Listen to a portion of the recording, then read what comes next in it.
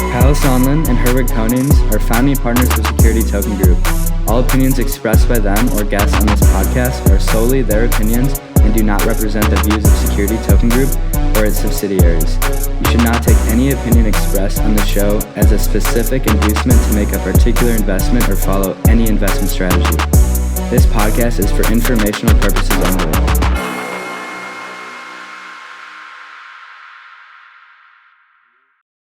Hello, this is Special Agent Rick Harrison. I'm joined by Special Agent Don Johnson. We've got a breakout report for you, special on this show here on the Security Token Show in our efforts with the SEC's crypto division. All of these companies are breaking the law, but before we dive into that, we got to thank our sponsor of this week's episode, INX. Because we're not talking about international fraud. We're talking about U.S. markets behaving compliantly, following securities laws, and INX is anywhere where you can do that. They're an ATS here in the U.S. or internationally can access their different deals, including their own token, INX, blockchain capital, and many others.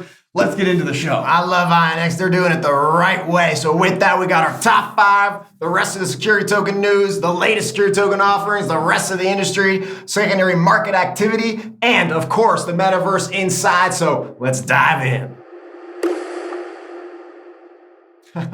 Halloween's always so fun to do skits like that, isn't it, Kyle? It's a good time. Anyway, good fitting jacket. Honestly, yeah, the SEC one is just not so popular selling.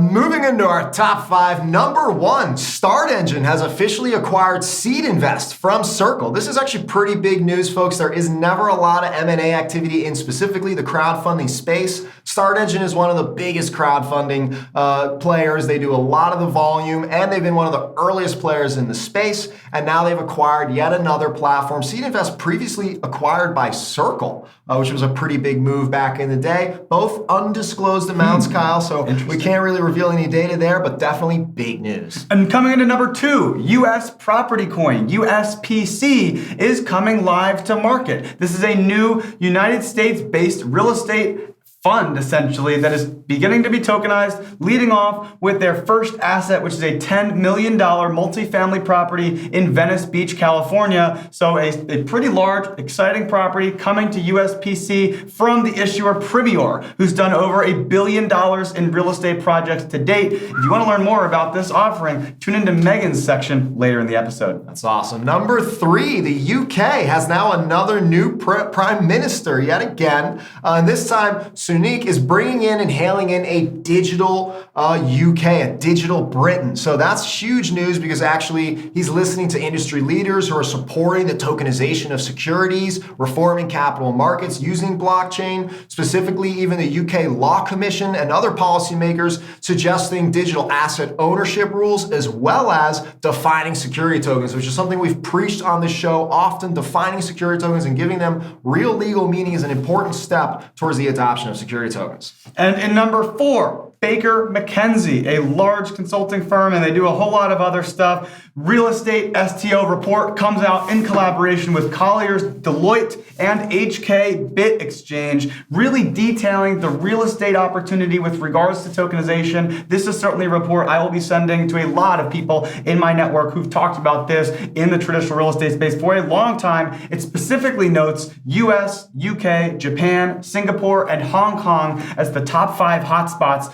for real estate tokenization, and it's starting to catch on. Yeah, Baker Mckenzie, 13,000 employees worldwide, $3 billion. Pay attention when they suggest things like this. And last but not least, number 5, Prometheum. We've heard about them quite a bit, and now they've officially announced that they've got a partnership with Anchorage. They're supporting cryptos and digital asset securities. We've noted that they've already supported some cryptos like Filecoin and CeeLo and a few others, and in fact, they're calling them digital asset securities and securities in general. So that's actually the premise of our main topic today. We're going to get into what happens when cryptos potentially do become securities. Very excited to get into that, Kyle. But of course, we've got the rest of the show starting with the industry news. So let's get over to Annie Yanzi. Happy Grand Rising, everyone. Today we're starting off with some disagreement between the SEC and CFTC. The head of the CFTC chair, Rostin Benham, suggested on a panel that he and Gary Gensler may not see eye to eye on the definition of cryptocurrency. This might ultimately determine which agency has more power over it. Benham also noted that while the SEC and CFTC are both members of the Financial Stability Oversight Council, that council is focused on systematic stability rather than defining jurisdictions.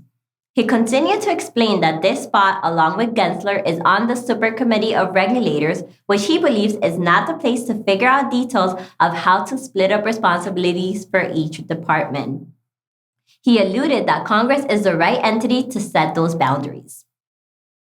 Next up, we have the president of Fidelity Institutional, Michael Dubin, saying there is a growing opportunity for consumers to attain more digital assets. His reasoning is that as digital assets extend beyond cryptocurrencies, he believes there is an increased funding for that portfolio construction. He advised advisors to be careful with the risk budget and set aside meaningful amounts for it. Fidelity Institution will continue to dive into digital assets and will be experimenting more with blockchain-related technology. For our last news of the day, we have Bank Exchange, a digital asset trading platform listing commodity for all its users. The QAAA/USDT trading pair is officially available for trading. The mission of the token is to facilitate the largest transaction of wealth in the history of mankind by making natural resources suitable for monetization. The untapped wealth will be made transparent, verified, and utilized by converting it into an undisputed asset. To learn more about the token, visit commodity.io. Okay, folks, that's all I have for you today. Let's pass it on to Megan with STO Updates. Hi, tokenizers. Welcome back. Let's get into some security token updates. First up, we have a new token trading under the ticker EGGS, EGGS. The company behind this is Farmy, and they are known for their large selection of fresh and fair products delivered directly to your home. They offer a Switzerland-wide platform for farmers and food producers with transparent origin. Their mission is to make quality food accessible to everyone. They are now offering new investors up to 10% of Farmy in 2 phases. Phase 1 offers a limited number of shares at a lower fixed price. Farmy's mission is they believe every person deserves to know where their food comes from and how it was processed. For more information, you can head over to farmy.ch or Actionariat to learn more. Next up, we have an update around a very hot topic, which is Ripple. Ripple claims a round win in the SEC lawsuit defining cryptos as securities. This long-running legal battle with the U.S. Securities and Exchange Commission is really going to impact how we determine if cryptocurrencies are or are not securities. It is slightly more difficult to issue digital assets if they must follow securities regulations, and because paying or transacting with securities does involve reporting requirements with the IRS. This case dates back to December 2020 when Ripple Labs and its 2 top executives were accused of allegedly selling unregistered securities in the form of XRP tokens, which were created in 2012. But now Ripple is presenting a speech the SEC's then director of the Division of Corporate Finance, William Hinman, gave in 2018, which he argued that the number 2 cryptocurrency, Ethereum, had morphed from a security into a non-security. That is a position the SEC commissioners never formally endorsed at the time, and that current SEC chairman, Gary Gensler, had said it only applies to Bitcoin. This will continue to develop and probably will not even go to trial till next year. This story initially occurred on payments.com, where you can find the full story and learn more. Next up, we have news from Project USPC, whose unique project I've actually spoken about before. The founder of this project, Johnny Zhang, is a real estate veteran and among the few early crypto adopters who believed in the future growth of the cryptocurrency market during its infancy. Zhang is the CEO behind real estate company Premier, which he established in 2013. Premier has successfully developed over $1 billion worth of real estate projects, putting them ahead of competitors and trying to merge crypto with real estate. USPC, or United States Property Coin, is determined to create an efficient store of value by becoming the first real estate asset-backed digital currency. Funded and sponsored by Johnny's company, Premier, USPC tokens will function as fractionalized ownership in a diversified portfolio that is expected to benefit from current income and long-term appreciation of real estate assets. This is all set to develop a more reliable store of value and medium of exchange. As we know, real estate-backed currency provides two primary benefits: a high level of confidence for long-term appreciation and the ability to generate income or more value. Real estate appreciation has tended to outpace the rate of inflation in virtually any 5-year period on record. Therefore, USPC hopes to develop a method where token holders who initially seek value in a rapidly appreciating asset would see greater value in USPC as a more risk-adjusted investment option. For more information, you can visit uspc.io or head over to their social channels to learn more. That is all for this week, guys. I'm hoping to see you back here next week with more updates. Bear Stearns is fine. Do not take your money out. Bear Stearns is not in trouble. If anything, they're more likely to be taken over. Don't move your money from Bear. That's just silly. Don't be silly. I feel much better not being Kramer anymore. Hello and happy Monday and happy Halloween. The security token market cap has dipped to $14.3 billion this week. And while down, we've got some awesome news. Starting with Prometheum Ember ATS, as they announced a FINRA and SEC regulated trading platform that will aim to provide liquidity for digital asset securities. They've received approval to operate an ATS or alternative trading system. Before operating the ATS, the platform must be approved as a broker-dealer. They state that it will provide both institutional and individual investor for digital securities. Prometheum is integrated with federally chartered Anchorage Digital Bank, which is powering the clearing, settlement, and custody. The more ATSs, the better, and we're seeing a lot more pop up. In other news, LBank Exchange, a global digital asset trading platform, listed QAAA on October 26th. The mission of QAAA is to facilitate the largest transition of wealth in the history of mankind by making these untapped resources suitable for monetization. In doing so, it aims to give people from all over the world a chance to access these resources without exploiting them. The monetization process is focused on the transition of wealth for the benefit of all stakeholders involved. In this process, the focus is to monetize the asset in order to give it a value within the monetary system and be compliant with all rules and regulations of the financial authorities. In this case, it's probably going to be gold, even though there's still a lot more that has to be worked out. And there's a growing opportunity to get more digital assets into consumer profiles, according to Fidelity Institutional President Michael Durbin. He says, as digital assets extend beyond cryptocurrencies and other sorts of wrapped tokens, or whatever the regulatory environment facilitates for us, we think there will be an increased funding for that portfolio construction. This is huge. He went on to say that a basis to get more digital assets into the end customer portfolios is the key. It sounds like the age of the 60-40 stock to bond portfolio is over, and it is about time. That's all for now, but have an amazing rest of your week, and I'll see you next Monday. Wakey wakey, welcome to Inside the Metaverse with your host, Yves Manco.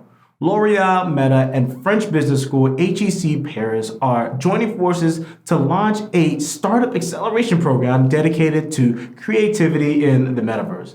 The program will support at least 5 startups that specialize in 3D production, augmented reality, virtual reality, mixed reality, avatar creation, and portability in user experience, token economy, or other topics related to the Metaverse and Web3. And they don't even have to be specifically related to beauty.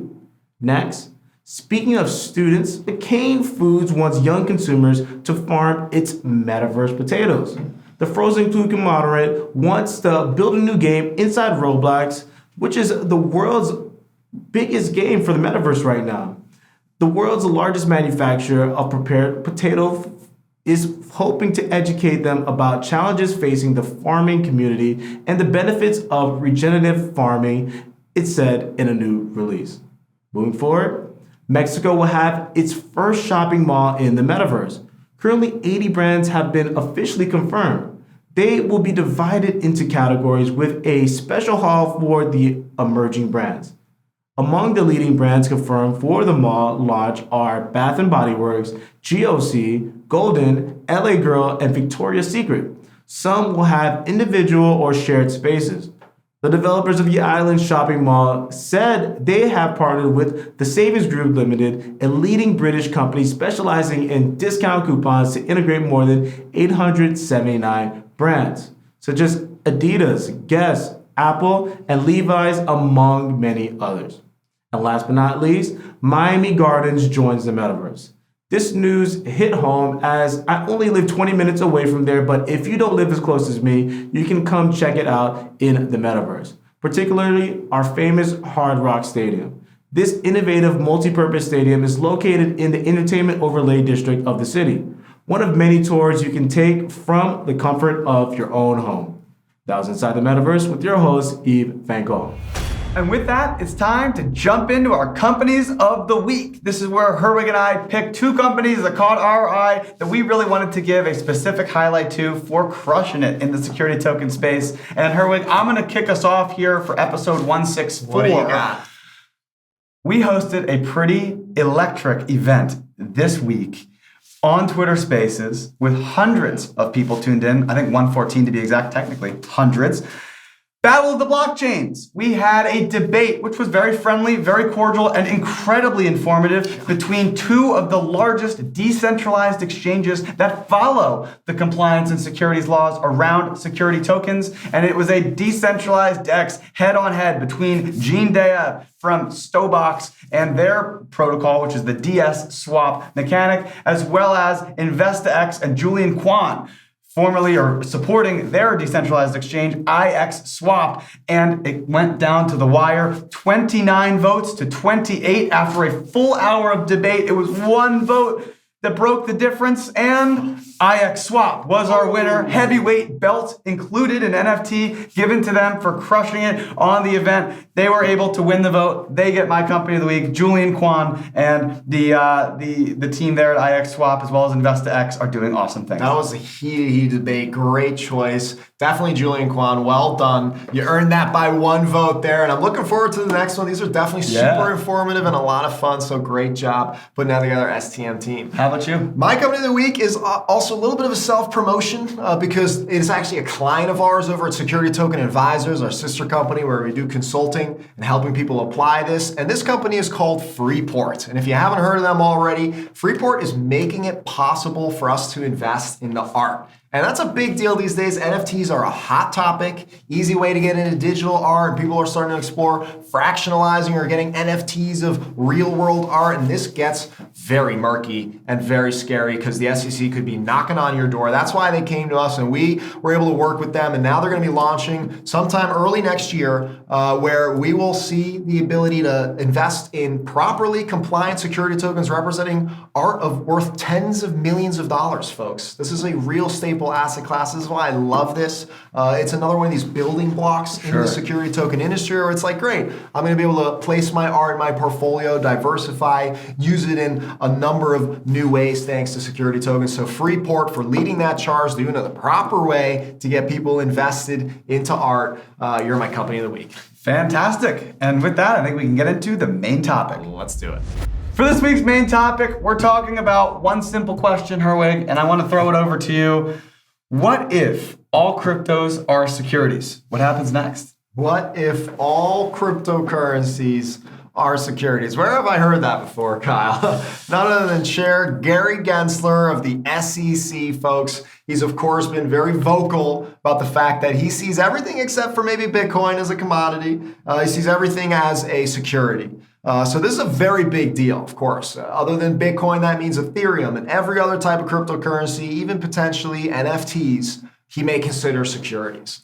And so that's a big question. What happens if he just comes out and says, you know what, everything is now a security, essentially a stock. You got to treat it and comply it just like a stock. Well, definitely a couple things. First, let's break it down from a compliance process perspective, Kyle. The first thing that would happen is the major cryptocurrency exchanges, no doubt, they would have to become stock exchanges. National stock exchanges, just like the NYSE or the NASDAQ, or at least a broker-dealer ATS like we see in the security token space, so that they can be allowed to trade these securities, facilitate these financial services for investors and their customers. And that's, of course, a big deal. Now you got, beyond the KYC, a lot more processes, rules, and regulations you got to follow in order to provide trading. A lot more parties get involved, and it's definitely a whole infrastructure that takes a while to get. In fact, it took the Boston Security Token Exchange multiple years to get their national stock exchange charter approved, and multiple rejections along the way. So maybe the SEC would offer some kind of a fast track to help them quickly become onboarded to stock exchanges, but no doubt it's a big overhaul. The second thing I think we'll see is for sure a lot of delisting. It's like, okay, maybe we can go ahead and delist most of these products that we think definitely they're calling securities, but maybe some of this other stuff that's like Bitcoin, we don't have to remove, and we can kind of get away with continuing to trade and operate them. Maybe some stable coins. Exactly. Like that kind of maybe even some NFTs, and maybe Right. just some other Bitcoin-like characteristics that others are going to argue, oh, this is a commodity. That'll become the new argument, the hot argument to say.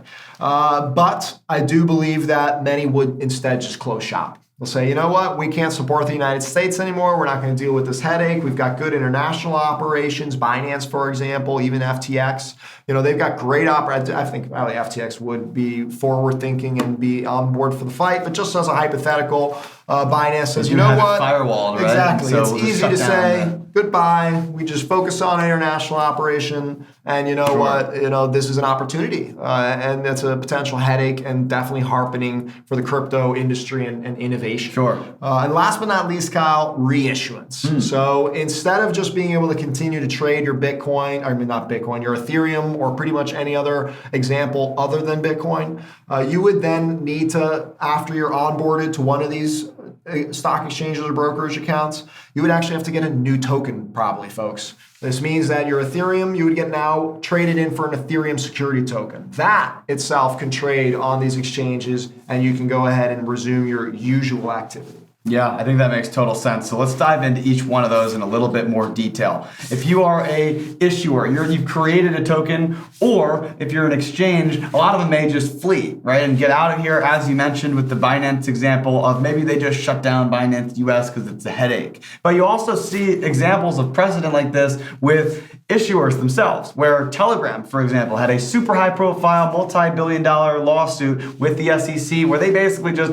ran away to somewhere else and said, catch me if you can. And honestly, that whole process was a mess. I don't even remember how it ended, and it probably kind of fizzled out just because it gets awkward if you can hide well enough. We certainly saw this happen with Three Arrows Capital recently as well, where they left and were kind of unknown where their location was for over a month until they were recently located. Interpol had to get involved, presumably, to deal with that. And there's obviously future penalties potentially if you get caught, or when you get caught, for if you want to come back into the US. That's not going to be too happy. Gary is going to be on you. Number two, we see settlement, right? Where a lot of these companies will, as you mentioned, will say, all right, look, I agree that moving forward, we're going to follow these rules. Let's just kind of figure out a solution for the fact that, look, we didn't really know, and they weren't technically securities, so let's find a way to make this work. We saw BlockFi, Coinbase, now FTX being investigated for rehypothecation. This is the question of, does staking look like dividends, right, with regards to a security? Is this sold as a security, obviously, in the primary sale? And then, of course, these exchanges, are they trading and manipulating markets from an order matching perspective, which is not allowed to be done for something that looks or resembles these markets? You need that national exchange in order to do that, or market makers, the same thing. If these things look like securities, you need a license to be a market maker for them. So if the SEC starts to say, look, guys, obviously some of these things you guys were doing, let's settle. BlockFi did 100 million. I'm not sure what the other ones did, but hundreds of millions of dollars. But they will follow the future laws without admitting guilt. So they're not saying that we did violate the laws, but we're saying we are going to be changing our processes moving forward. And then finally, as you mentioned, there's this idea of resizing your tokens, which is the idea of pulling them back off of the market and then reissuing your token, then giving a new one. We actually have seen this example. We talk about it all the time. Science Blockchain did this. Blockchain Capital did this. There's multiple different examples of even securities that were self-administered traded securities that reissued their token with upgraded compliance measures. And I think you would see something similar for a lot of the well-funded tokens that want to stay in the game. Just like, as you mentioned, with exchanges, a lot of tokens are going to flee, but there may be a decent chunk of tokens that are looking to figure out how can we reissue, kind of like Blockstacks doing a Reg A plus for a non-security, or we certainly have seen many other examples of network tokens selling under the Reg D exemption. So I think that there's kind of those three processes, but it's really a fascinating development that has only just begun. It is a reality. It's a possible reality, folks. You know that our very chair of the SEC has been very vocal about this. He believes that a result of doing this and bringing the securities or the crypto market under securities laws, it'll actually make them safer and easier to invest in and allow it to become even bigger than it already is. Now, of course, the flip side of that is, you know, many of the features and the utilities of these very tokens will probably also be eliminated as a result of these rules. And so that might cause a massive effect to their value. Of course, potentially all of the trading would freeze as a result of this new order. Markets could go out of control. Who knows what would happen and how much influence the U.S. markets have in the crypto industry as a result. Maybe it's an opportunity as well internationally. So there's definitely a crazy thought. But again, folks, a real possibility that tomorrow it looks like that everything is now a security when it comes to crypto. Yeah, and I think this is the exact reason why crypto exchanges like Coinbase, Gemini, even FTX have either invested or taken positions or acquired broker-dealers, ATS licensure in order to protect themselves in the event that this happens. Well, they can maintain